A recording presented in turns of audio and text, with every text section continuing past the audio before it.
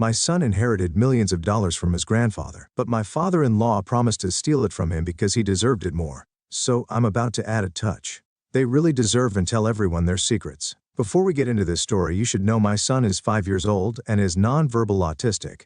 When I was pregnant, my grandfather-in-law, Robert Sr., told me that if I had a son and named him Robert IV, he would inherit the family fortune of several $1 million worth of real estate and investments. This was his dying wish that his name lived on. I didn't know that my son would be nonverbal autistic, but I agreed to it because I wanted to do what's best for the family.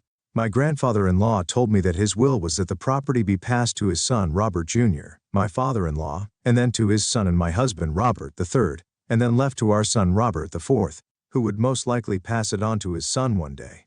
He passed shortly after and left everything to his son with future intentions known and agreed upon. I had my son Robert IV, and I thought that would be the end of it.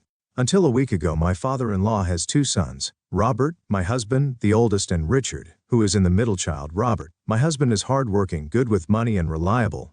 My brother-in-law, on the other hand, is not. He can't hold a job. He has multiple kids from different moms that he barely sees, let alone takes care of. He's also been in and out of rehabilitation or jail, petty theft or drug use, etc., and nothing major the last decade. He's been given every opportunity to turn his life around and refuses each time. He's been given cars, job opportunities, places to live that other people who don't have wealthy parents to fall back on would kill for. He never takes it seriously and always takes it for granted. The only reason he is alive right now is being constantly bailed out or enabled by my mother-in-law. Most recently, we've given him our house at my mother-in-law's suggestions, so he could have a place to stay after he got out of rehabilitation, and to give him a safe place for his kids to visit, so he could try to build a relationship with them. My husband and I needed a bigger place for our growing family anyway, so we agreed to it and bought a second home, and Richard moved into the first. He now pays the mortgage and whatever is needed to maintain the property. It's been a few months and surprisingly he's been making the payments on time, despite not having a job. I suspect mother-in-law has been giving him the money. I thought everything was fine until last Sunday. When we got together for dinner, my brother-in-law mentioned how he couldn't wait to move to his new place. I asked what he was talking about it, and he said he was moving into grandfather-in-law's house. Excuse me. I pulled my husband and father-in-law into the other room and asked what was going on. My husband had no idea, but my father-in-law told me that he was changing the will to leave the property, investments, money my grandfather left behind for our son, for Richard. My husband and son would be getting my father-in-law's property and smaller portfolio. Normally I wouldn't care, but this property was promised to my son. My son is nonverbal autistic, which we didn't know when grandfather-in-law passed away. I'm not sure if he'll ever be able to live on his own or take care of himself. After we're gone, my husband and I always planned if that were the case, our son could move into the property guest house and rent out the main home, which is currently being used as a family beach house for weddings or events or reunions, etc. He could survive off that and the money from the portfolio to pay for a caretaker. This would give him a chance to live independently. And if he turns out to not need additional support in the future, then it was his to pass on a living or whatever. Before anyone asks, we did not forget about our other 2 children. Our daughter will inherit the house. Uncle currently lives in our second. Son will inherit our current home. Their inheritance will be significantly less than their older brother, but it was never our money to give away. Grandfather-in-law, who was the original owner of the property, made it very clear that he was leaving this for my oldest son and him alone. We want to stand by his wishes. My mother-in-law and brother-in-law both knew of this plan. They told me they were supportive of my efforts to provide for our son's future, and that I was a good mother for thinking so far ahead. I was deeply upset by this news, and asked why he was changing his mind after promising to his father and to my husband that he would pass this on to his grandson and great-grandson. He said that he always intended to respect his father's wishes, but that our son Robert IV didn't live up to the namesake expectations that he's sure grandfather had for an heir. Yeah, my son wasn't worthy because he was autistic. Since he knew that my husband would honor his word and leave it to our son, he thought it would be best if he cut my husband out altogether and leave it to his other son, Richard. I asked him why he would leave it to someone as reckless as Richard, when his youngest Rachel was more financially responsible. He said it was because only a son could be an heir. Apparently my mother-in-law has also been pressing for months to give Richard the home, and that Richard told him that he deserved better than our charity, that since we had 2 homes that we saved and paid for on our own, that it was only fairer. If he was giving grandfather's property and money, I immediately excused myself, grabbed my kids and left the house. My husband and I talked, and while he's upset about what happened legally, Grandpa left the home to his dad, and he isn't obligated to leave it to him. In spite of his promise, he says that he's sure we find another way to provide for our son if he needs it. That, however, isn't good enough for me. We busted our butts and sacrificed so that we could give all of our children a home to live in someday. Now we're being put into a position to where we have to choose which of our children get a home, not to mention if our son does need additional support and income. He's going to have to live with us and all of our income and will not have the chance to be independent.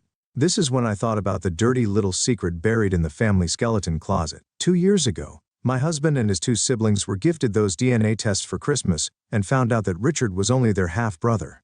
They confronted mother-in-law, who admitted to having an affair, but she didn't know if Richard was father-in-law or her lover's child. When she got pregnant, she apparently ended the affair for good and hasn't strayed since. She begged her kids to not tell father-in-law because Richard needed his support. She said he would disown him and divorce her if he ever knew the truth for the sake of keeping the peace. And since this wasn't my side of the family drama, I agreed to never speak about it again.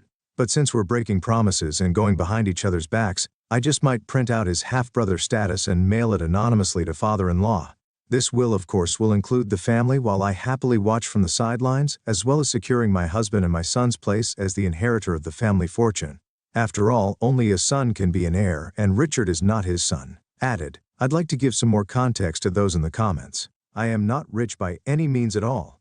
My parents grew up in poverty and worked their way up to lower middle class. I'm not educated beyond high school, and even then I was average at best. I'm neurodivergent like my son and did not do well in subjects that did not interest me.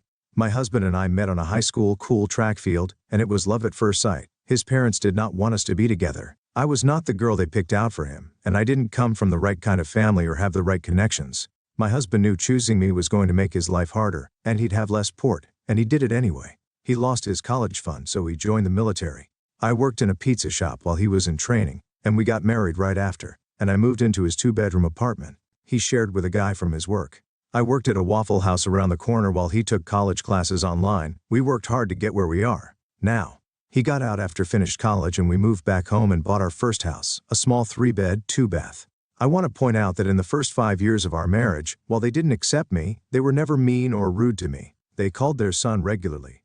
They were always cordial about me and asked how I was and always sent gifts on Christmas and our birthdays after we moved back, and they actually got to know. We became a lot closer, and I felt like they were starting to accept me. And when I got pregnant with our son, I was officially a part of the family. I did not see any reason to not trust them or believe them. When my grandfather-in-law asked me to name my son after him, my husband is a very sincere and honest person, so when he told me they were serious, that's all I needed to hear. And I agreed to it for the sole purpose of securing a better future for my son. I wanted to name my son after my own father and grandfather, and they knew that, and it was incredibly difficult to go to my dad and tell him I changed my mind and he wouldn't be named after him. But instead, after my husband and father-in-law, I could tell he was disappointed, but he agreed that I was doing the right thing for our son. So for them to put me through that, robbing me of the chance to pick the name for our firstborn under the promise of he will want for nothing, and then to snatch it away because he wasn't the kind of namesake they wanted. Because he was autistic, because he wasn't the perfect heir they imagined, and they expect me to bite my tongue and be okay with my son being screwed over. Hell no. We're going to be visiting my extended family for the summer next week. I'm going to have my friend mail it from a local post office a week or 2 after we leave. So there's not a trace back to us, and we'll see what unfolds from a distance. Edit Jesus people. I will clean up the story. I added periods. Are you happy now?